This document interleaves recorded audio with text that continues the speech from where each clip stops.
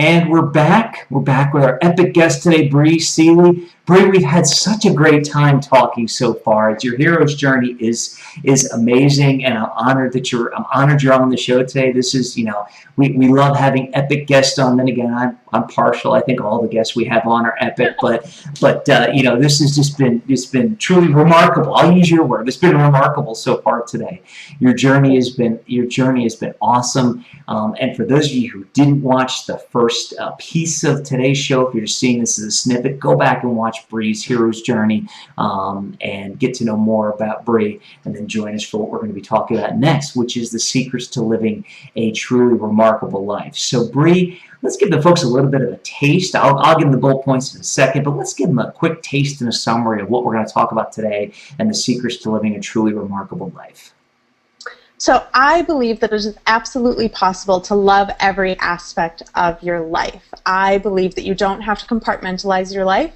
You don't have to shut down. You don't have to compromise your desires. You don't have to compromise your passion. And you can, if you're really truly connected with your purpose, that it is possible for you to confidently create a life that you love every day in every way. Wow, that is awesome. That sounds great. I'm so looking forward to it and looking forward to learning a lot, because living a great, remarkable life is an awesome goal to achieve, and I can't wait to hear more. The 3 bullet points we're going to talk about today are prioritize you, trust your vision, and learn to receive. So let's dig right in. When you say prioritize you, what are we talking about here?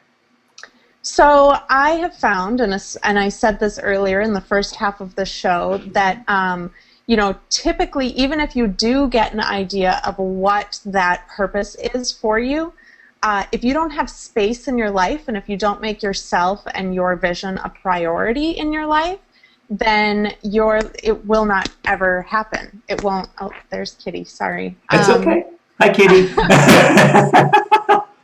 If I'm sitting still in one spot, they're all over me. They're like, oh my gosh, pay attention to me, because I'm never sitting still. Because they want you to prioritize them at that given point. Oh yeah, that's how cats are. They just work that way. So I think it's really important to make space in your life and make space for you.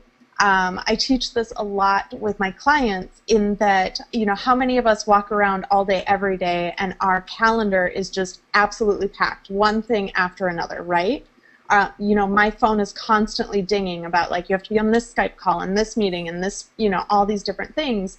So if you're not making time for you to connect with your dreams and your vision, they're probably not going to reveal themselves to you. I always liken this, especially for women, as a closet. So if you have a closet that's jam-packed and you literally cannot fit another piece of clothing in there, you could buy new hangers, but they're not going to fit anyways. Where are they going to go? What do you need to do? You have to start clearing stuff out. You have to make space for it. So if you want newness, if you want to discover your purpose, if you want to get clarity around what you're supposed to be doing, you have to make time for it. And if that means you're scheduling it into your calendar, then you absolutely have to do that. I encourage all my clients to make dates with themselves, essentially. Exactly. Like you would with another person.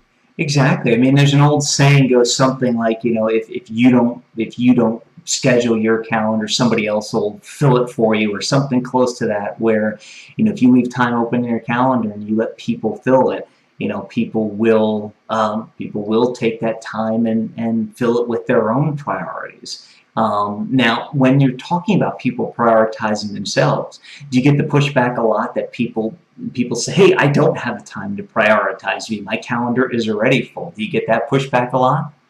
Oh, absolutely. And my response always, and this is not just even to clients, people always say, well, I don't have the time.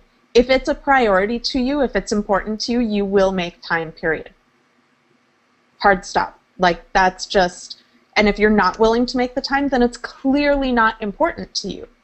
So is the pain of having a calendar packed with stuff that you don't like, is that more important than canceling a few appointments and making time to connect with you and your vision? Right, exactly. And I'm going to guess, and correct me if I'm wrong, is another technique you use is to tell people, look, take a look at the meetings you're making right now, and if this pain is immense, when can you start planning on yourself, and when you can, then stop making meetings. So if your calendar's booked for the next month, then commit to yourself that 31 days from now or 32, that's when you're going to start. And when people ask you for meetings, you're going to basically block out the time that far ahead. I mean, do you ever use that strategy? And if so, does it work? Does it not work? I don't. I'm Okay. typically a little bit more intense. So I'm basically like, if you're not willing to prioritize this, then I kind of don't want to, like, I can't work with you. Because if you're not willing to make time for your dreams to become a reality now, then you're clearly not ready for your dreams. If you're as ready as you say you are, you will take the steps to prove to yourself and the universe that you are there. So you basically say, look, if you're ready, you got to start canceling some of these meetings you've set up. That's kind of right. Is that what I'm hearing? Yeah. That's Really awesome. too, I try and start my clients on 15 minutes a day. Who doesn't have 15 minutes a day? I mean, you could literally get up 15 minutes earlier. Yeah. You could put your hair in a top knot instead of blow drying it that morning. I mean, you can make 15 minutes a day if it is truly that important to you. If you want to live a truly remarkable life, you have to start somewhere. That's awesome. I'm glad you say 15 minutes. It's funny. Some of the people, when I work with clients, they say, hey, I don't have, when they struggle to create content and everything, they say, I don't have an extra hour a week to do it. And I say, I guarantee I can give you an extra hour. And they're really shocked. And I say, yeah, you wake up 5 minutes early and go to bed 5 minutes later. And then all of a sudden people start to get the thing. It's like, wait a minute, if I wake up 5 minutes early and go to bed 5 minutes later, that's 10 minutes a day. That's an hour a week. Even forget about Sunday. There's your hour a week you can do it. So, but I love your concept of 15 minutes and starting people off with 15 minutes, because you have to build momentum. I mean, it's great to be hard, but I think what you're trying to do there, and correct me if I'm wrong, is you're building momentum so that they start to take responsibility to prioritize themselves and then build the momentum where they are that ultimate priority, right? Yeah, absolutely. And, as it progresses, I mean, I started with maybe 20, 25 minutes a day, and I'm up to, my mornings are 2 hours long before I even get out the door in the morning to go to work. That's my time to spend with me and really truly fill my cup to make sure that I'm coming from a good place so that when I go out and serve the world, I have something to give. Yeah, that is so beautiful. I tell you, it's interesting because, so let me ask you a quick question, because it does have something to do with prioritizing you. In that 2 hours, you have affirmations and that stuff you do to kind of reinforce. Excellent. Yeah. Go ahead. I have a whole ton of stuff that I do. I mean, depending on the day, I try to incorporate some sort of body movement. So whether it's yoga or I throw myself dance parties a lot in the mornings or something like that. I also do my gratitude journal in the morning and kind of set up my goals for the day. I'm a huge proponent. I love my breakfast. So I sit down. I have a sit-down breakfast every single morning. Usually involves some sort of kiddie time. I have a visualization, I have affirmations, so I do, a whole ton of stuff, and I'm on a really strict eating regimen right now, so I am prepping food in the morning as well, and just, I mean, it's all sorts of stuff, but it's time for me to really take care of me and my needs.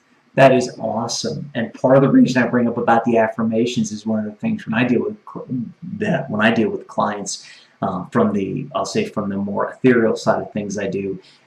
Some people say, well, I don't want to do affirmations because I don't want to look as stupid as Steve Carell did in Evan Almighty standing himself in front of a mirror. And it's like, look, or Bruce Almighty, I forget which one it was in, but it's like, look, I do.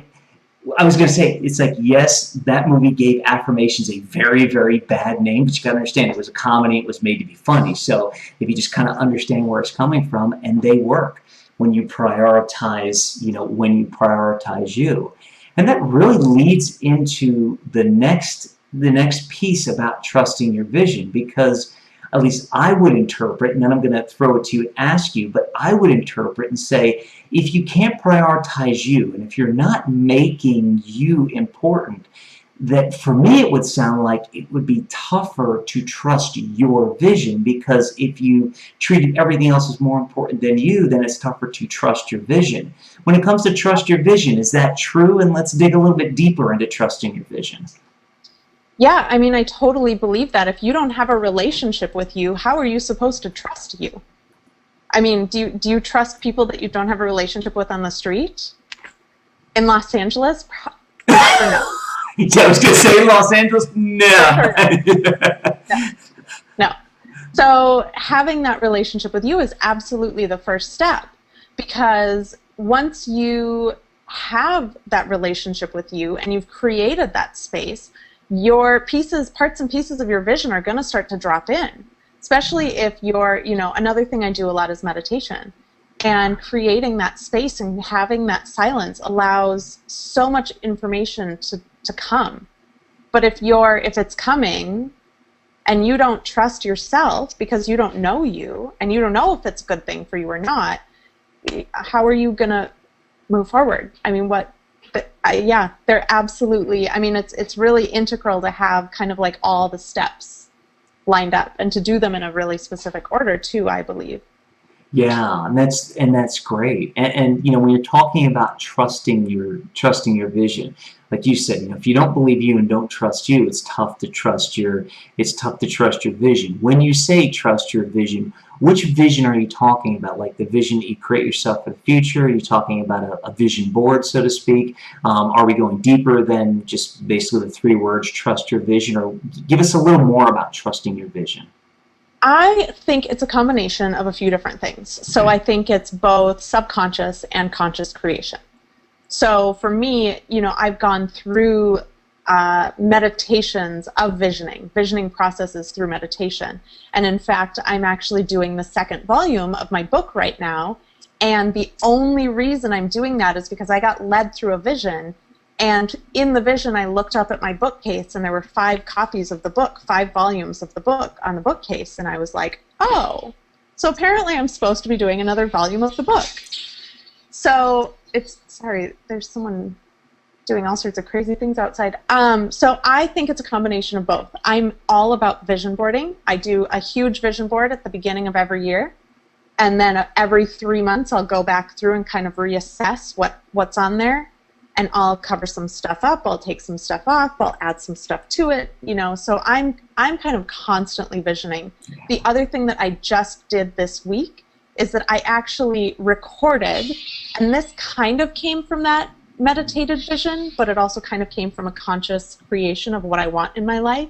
And I took my cell phone and I recorded a 6-minute just vision, me speaking my vision and and I listen to it every single morning when I'm in bed right now. It's the first thing I turn on, and it leads me through an entire day and my ideal day and how I'm feeling and what I'm doing and who I'm interacting with and all of these things. So I believe it's a combination both of subconscious and conscious creation. Excellent. So real quick, this is kind of an extension, but a little bit off the topic. You said you listen to that recording every day. Do you listen to it after you wake up or before or as you're waking up? Like, in other words, do you wake up and then turn it on and listen to it, or do you have it set to an alarm where it starts before you wake up? Oh, I should see if I can do that. I don't even know if I can do that. That's a really good idea. Thank you. I turn it on. Yeah, I turn it on. And the reason I ask is, as you know from already talking about the subconscious, our subconscious is more open. There's no gate on it. Whatever comes in, it allows it to go in.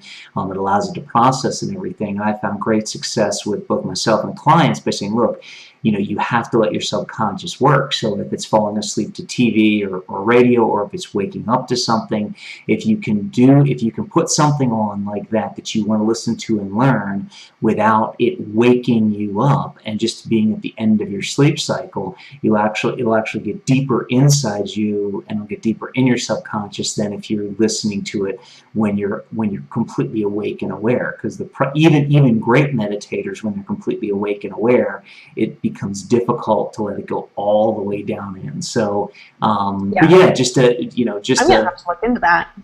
You have to report back. We'll have to do another episode on the results of that. Yeah, right. I do it in the mornings because I am still kind of in that like half awake space, and I usually, the cats are usually in bed with me and they're like purring, and so I'm usually in this just like really open kind of like grounded state, and so I do it in the mornings because my head is not yet full of stuff. Yeah. But I like the idea of maybe playing it like as I'm waking up. That would be. I'm gonna look at my settings on my phone. There you go. See if I can do that. Awesome. Or just as a side note, the other thing that might help, I know some phones, the alarms have a different have different settings to where you can actually set a wave file or a sound file to Yeah. be the chime. So even if it's not the video, maybe you can just take it and have, if you're technical and can do it, great. If not, somebody technical, just grab the sound out of it and turn it into, a ringtone or a file that your phone can play, and then have that play, and then set another alarm for you to wake up afterwards. So just a thought, as we take a complete digression off of trusting your vision, but it all does get back to vision. And let's face it, to kind of start to bring us a little bit together on trusting your vision, that is really the key. I mean, if you all think about what we just talked about, if you don't trust your vision, you're not even going to think to try and record your vision and listen to it when you're in a subconscious state, or an unconscious state, so to speak. So you have to trust your vision. If you could give somebody one real quick suggestion on how to start trusting their vision, where would somebody start to start trusting their vision? I would say that when you start prioritizing you and you've created that space, use those 15 minutes to start diving into some questions. The other thing that I recommend for all my clients is to have a journal on you at all times, so that when your vision comes to you and you get those little pops of inspiration, you have somewhere to put it immediately. So how many of us have had those $1 million ideas and are like, I'll never forget that, and then 2 hours later you're like, oh, what was that again? So I really recommend that. And even if it sounds ridiculous, absolutely ridiculous, write it down. You never know what will come from that idea spiraling into other ideas. So when a vision or when an inspiration comes to you, I really recommend for people just to document everything and journal on it some more. I mean, get an idea and sit down for 5 minutes and just write on that idea. What could it look like? Without stopping yourself about oh, well, I can't do it because, or what if this happened, or what if that happened. The what ifs are a total killer. Assuming they're what ifs based out of fear. If they're what ifs based out of ooh, what if I could change the world, or what if I could become the president, or things like that, those are good what ifs. But the bad what ifs, where if you're journaling and you're oh, but what, how am I going to pay my bills, or da da da da da. Those things don't even come into play when you're starting to create a vision.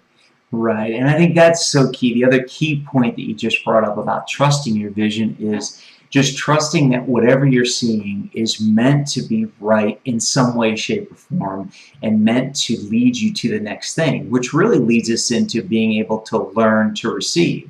Because in the end, as we just talked about trusting your vision, that's great to trust the visions you get. But if you're not open and receptive to receiving them and other things, trusting it, if you don't get it first, you can't trust it, so to speak, right? Yeah, and I had a girlfriend of mine say to me several years ago, I used to be the kind of person where if someone tried to open a door for me, I would purposefully go in the other, I can open my own door, thank you very much. And she looked at me and said, if you can't even receive something as simple as someone holding a door open for you, how do you think you're going to be able to receive the gifts and the blessings that the universe has in store for you? And it was a total, again, kind of a 2x4 moment where I was like, oh my gosh, how am I going to receive all the goodness of the universe if I can't even receive the little things? I mean, how many of us brush off compliments and say, oh no, I got this old thing 10 years ago, it's not a big deal. Yeah, well, and even learning to receive, do you think not receiving things is part of our current modern Western culture that's teaching everybody to be so independent that the reception of anything now is beginning to be looked at as a negative? Is that a fair statement? Absolutely. And two, I feel like we've also kind of been indoctrinated to believe that receiving is greedy, or that it's selfish in some way. And the reality of it is that it's not at all. Yeah, I mean, taking is greedy. I mean, physically going and stealing is greedy. But if somebody's walking up to you and say, I'd like to give you this, or I'd like to help you with that, or whether it's a compliment, then it's just being, it's being nice and it's being receptive. And like you said, if you can't even receive something small, how can you expect to get anything larger? Because whether you believe in God or the universe, I'm one of those kind of weird people who believes in both, and I believe in a higher power that I call God. I also believe that the universe is out there, and they kind of work together in this symbiotic relationship that helps the people that, you know, our human race, so to speak, get better, at least the ones who want to receive. But it's like, you know, they say, you know, God or the universe only give you as much as you can handle. Well, if you can't handle a small compliment or a small gift, how do you expect a big one to come, right? Absolutely. And if you're consistently proving to the universe that you can do it on your own and that you don't need its help, it's going to believe you. And it's going to not give you stuff because you don't believe that it's there anyways. Right. It's definitely, I mean, for me, it's been a practice of like actively and consciously, when I'm in situations, like just taking it in and being really genuine and then saying thank you from a really heartfelt and genuine place. And I really think that's the first step towards really learning to receive. And like I said, it's a process. I'm by no means perfect at it. I just had someone remind me the other day, they're like, you're not receiving very well right now, are you? So it's a process. I was going to say, that's okay. I'll start throwing compliments at you until you get upset, and then you'll know where your reception level, you know, your bucket is full. You know, I'll have to pause because I was about to go off on a complete tangent. But it's awesome about you talking about learning to receive and doing the small things, you know, the small things first. And I love how you talk about if you try to do it all on your own, then eventually the universe is going to basically say, fine, you can do it, have a blast. So let me ask you a question about that.